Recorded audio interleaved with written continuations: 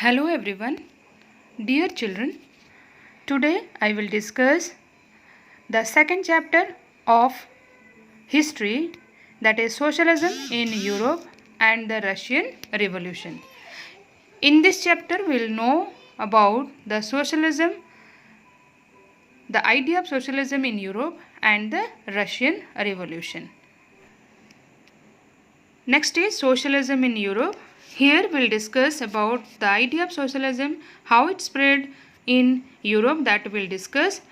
So in this video I will discuss this unit by discussing the line by line the pages of your NCERT book. Okay, now get ready to know the first unit of this chapter. This unit says the age of social change.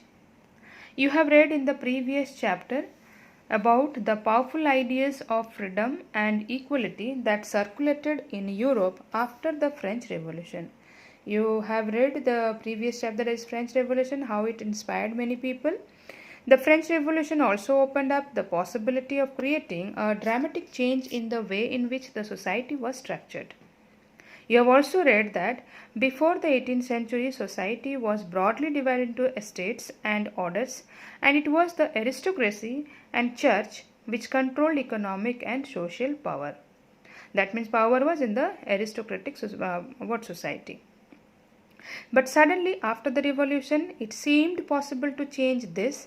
In many parts of the world, including Europe and Asia, new ideas about individual rights and who controlled social power began to be discussed. Similarly, in India also, Raja Rammohn Roy, Deroggio, you might have heard about Deroggio. He started young Bengal movement in Bengal, taking the most young students in this movement.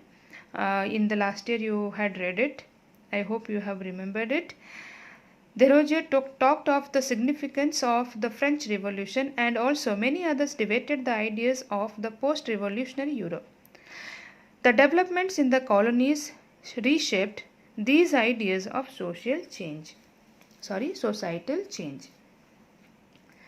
But here the question is, did all from Europe accepted these changes?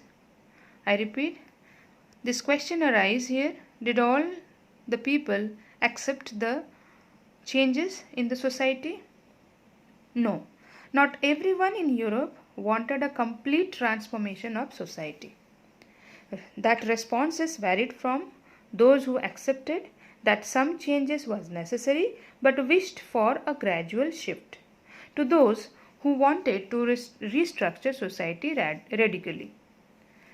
Some were conservatives, others were liberals or radicals. There were three groups of people: conservatives, liberals, and the last one is radicals. There was the viewpoints, they had their own viewpoints regarding of accepting the social changes in their local areas.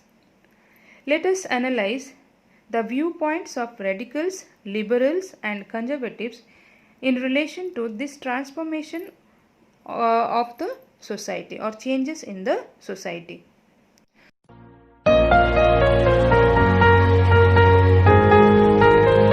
Let's first analyze about the liberals' viewpoint. One of the groups which looked to change society were the liberals. Number one, they wanted a nation which tolerated all religions. This time, European states generally discriminated in favor of one religion or another.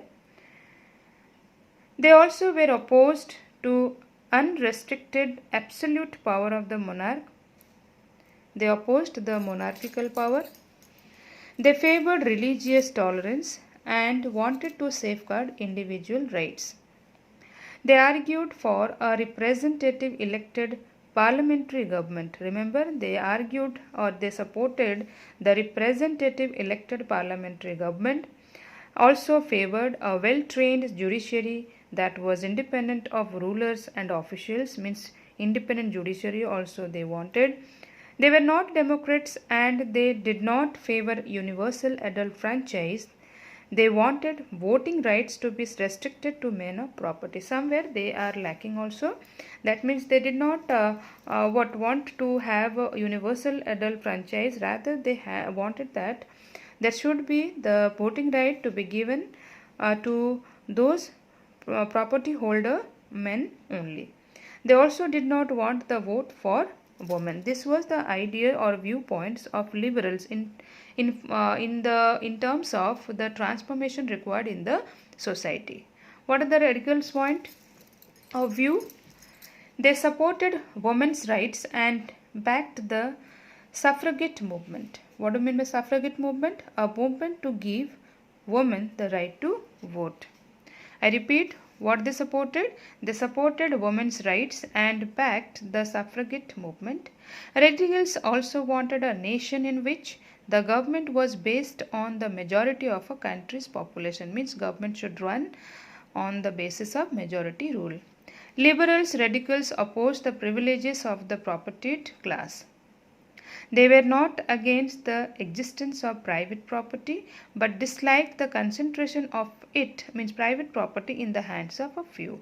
Means private property should not be in the hands of very few, it should be circulated among the or distributed among the different those who did not have the property, among them it should be distributed. Next comes to conservatives, their viewpoint. They were opposed to radicals and liberals. Conservative, from the name you know, from the word meaning you know, where they are very conserved, no need to, they did not like to bring any changes in the society. So they were opposed to radicals and liberals. After the French Revolution, conservatives had opened their minds to the need for change. In the 18th century, conservatives had been generally opposed to the idea of change. By the 19th century, radicals accepted that some change was inevitable but believed that the past had to be respected and change had to be brought about through a slow process. That means the change should be done in a slowing or in a very slow process. Such differing ideas about societal change clashed during the social and political turmoil that followed the French Revolution. The various attempts at revolution and national transformation in the 19th century helped define both the limits and potential of these political tendencies. The next part of the chapter is industrial society and social change. Now let us analyze due to industrial revolution what social changes could be possible and how industrialization brought impact on social change. Let us analyze about it. These political trends were signs of a new time. That means these political trend, that means the changes required in the society that brought a new the signal of a new time. It was a time of profound social and economic changes. It was a time when new cities came up, new industrialized regions developed, railways expanded, and the industrial revolution occurred. So industrialization brought men, women and children to factories because more and more industries emerged in some of the cities, and that brought the opportunities for men, women and children to come to the factories. Working hours were often long and wages were very poor. Unemployment was common, particularly during times of low demand for industrial goods. When there was a low demand for industrial goods, then at that time unemployment existed. Housing and sanitation were problems since towns were growing rapidly. Due to the towns, industries were emerging gradually and also rapidly. That brought the problem of the sanitation and housing facilities.